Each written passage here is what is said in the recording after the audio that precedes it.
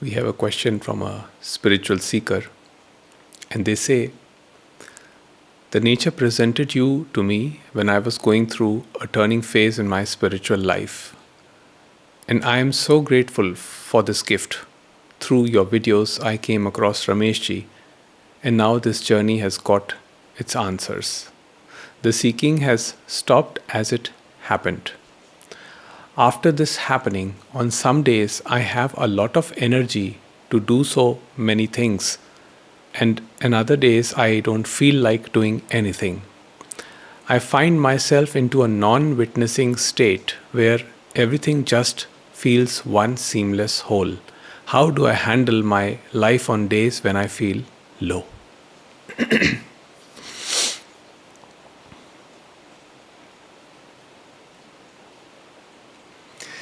That is the flow of life.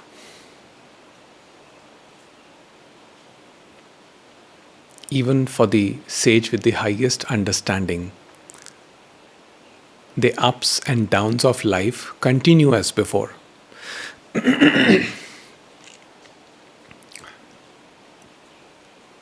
It's not that life bends rules for sages and they don't have their low days. The only thing is that the understanding here helps. And the understanding is simple. The days you are feeling low, what is the source of arising within you which is causing discontent or conflict? Is it the thought that you must be productive or you must do something because people have told you that you must do something, otherwise you will drown in this sorrow and become depressed, or whatever words they want to attach to it? Or is it that you simply do not feel like doing anything and there's no thought about it? It's just that there are no ideas that day arising in consciousness. So, my simple rule is, when you're feeling low, sit quietly first of all to examine what is the source of that lowness, that discontent, that thing which tells us that we must do something. If it is coming from all the conditioning, because the society says that we must be productive, we must be this, we must be that, and that is the source of motivation, that motivation will create even more conflict because it's a very limited resource. But if you're sitting quietly and somehow intrinsically you feel like doing something, there is a feeling, there is a knowing that maybe I must do something like a workout, or maybe I should go for a walk, or maybe I should write something or read something, or I should do something even though I don't feel like doing it. Then give it a shot. Now either it will happen or it will not happen. In either case, you are not responsible. You see, because you followed the natural line of thinking which came to you, you tried and it didn't work out and you didn't feel like pursuing it, so that's fine too. There is no written rule that we always must be doing something or being in a certain state of mind all the time. That's not how life is designed for us. There will be days where we would feel low.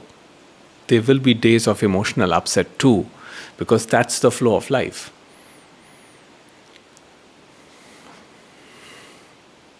But when this whole movement is witnessed, one remains free from what should or should not be done. One can simply observe this as movement of life.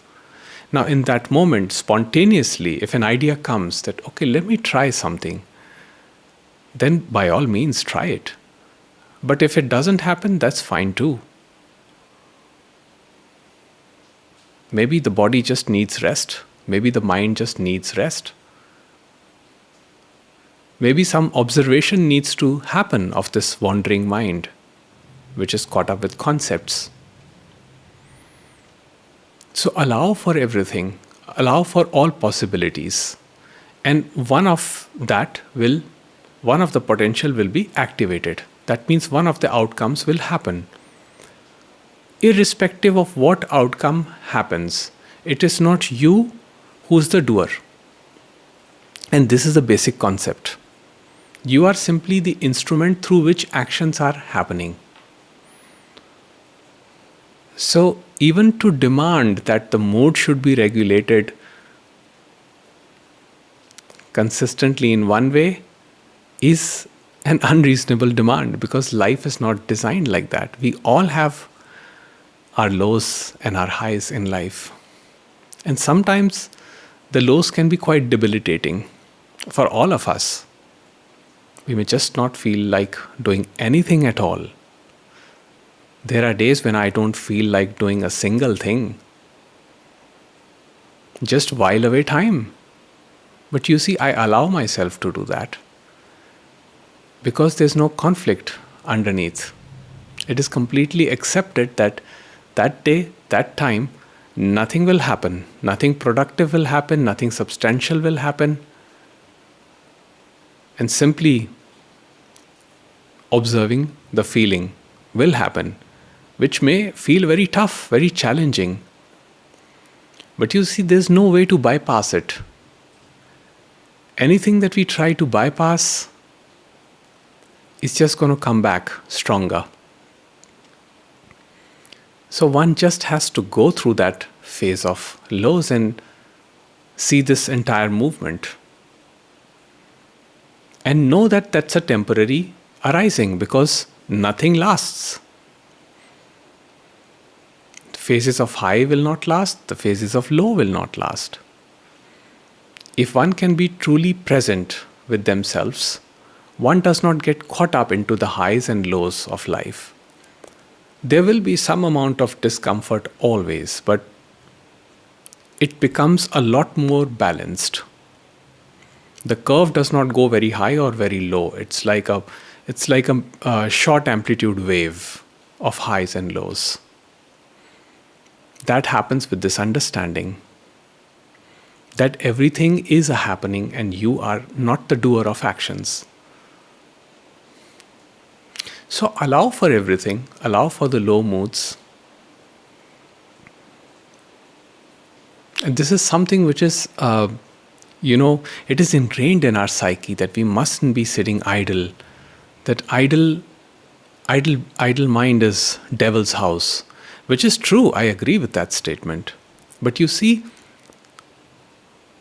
if you don't sit quietly, how will you know what the devil is up to? So we need to take a look at the devil, at the monsters of the mind and what they are playing,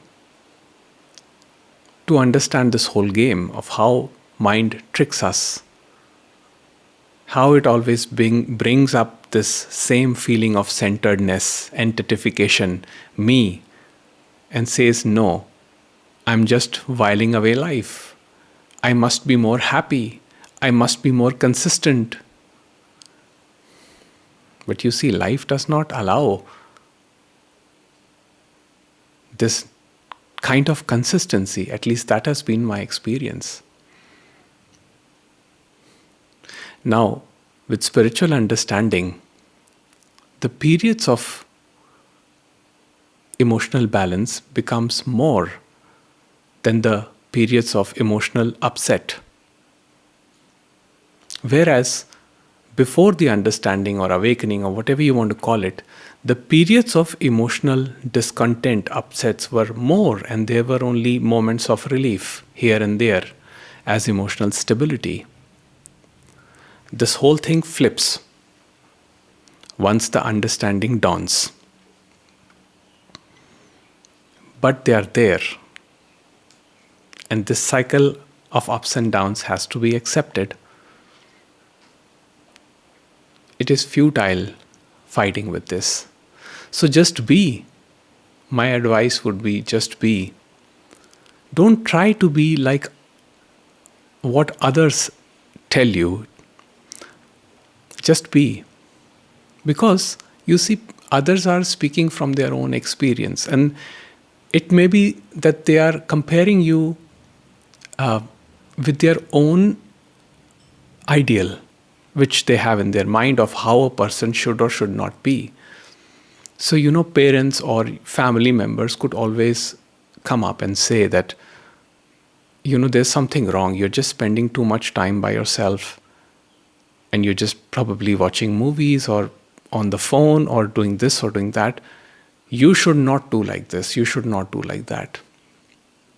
So they already have an image of you, an ideal image of you in their mind, which they are projecting on you at that time. Probably what you need is just do nothing at that moment and see what happens. In any case, whatever you need to do, that information will come, from your own inner core, not externally. That inner core is very powerful. So when that feeling comes up that I must get up and make some movement, then there will be no effort. You will be able to do it. When I say effort, I mean there will be no emotional effort. There will be no effort in terms of conflict. The physical effort will always be there.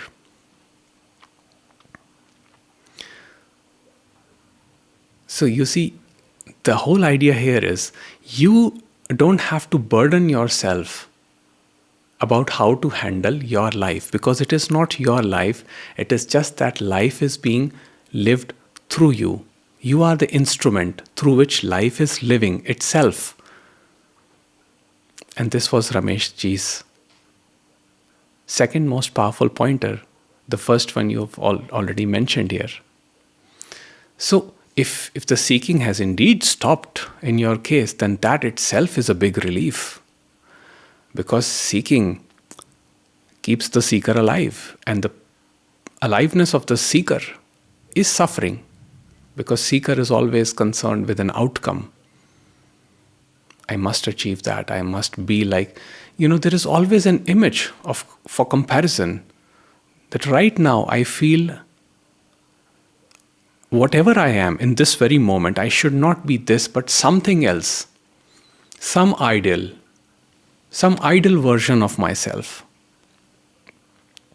So when we are going through this phase of confusion, where sometimes everything seems one, but there are other times when everything seems disconnected, it's just the trick of the mind that needs to be understood. That disconnection is a trick. It is coming from this entitification, from this separate self which says, I am here and others are there. So once we see this whole game of mind, once we understand its nature, once we see how it brings up a feeling, an arising which is intense at times, which creates this subject-object split, me versus the other, which is responsible for this feeling of low that you mentioned. But it is not constant.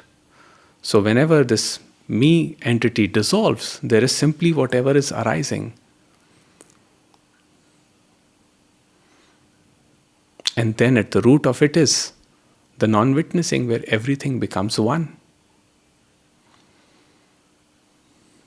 So nothing needs to be done as such other than to see who is feeling low.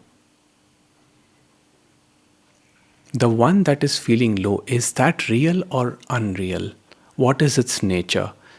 Examine that, and the answers will come naturally to you. This is not an intellectual endeavor. It needs to be seen, not by you, but it needs to be seen impersonally. What is the nature of this entitification or this me that says, I am feeling low today? After that, there will be no concern with high or low. It will be accepted that some days will be good, other days will be just, not that productive, just low or full of inactivity, physical inactivity. Of course, mental inactivity is impossible because mind keeps working 24/7 almost. But physical activity is, may happen some days, it may not happen the other days. Focus of the mind may happen on some days, may not happen on the other days. To force yourself to feel better using affirmations, they're all fine if one wants to do it. But again, it is all temporary solution. One has to look into the nature of the feeling, into the bare sensation, as to what is its nature. And when you look deep enough, which happens through God's will, you will realize that the base of it is pure calmness, is beingness, from which everything is arising and into which everything subsides. So who needs to do what about anything? Just be.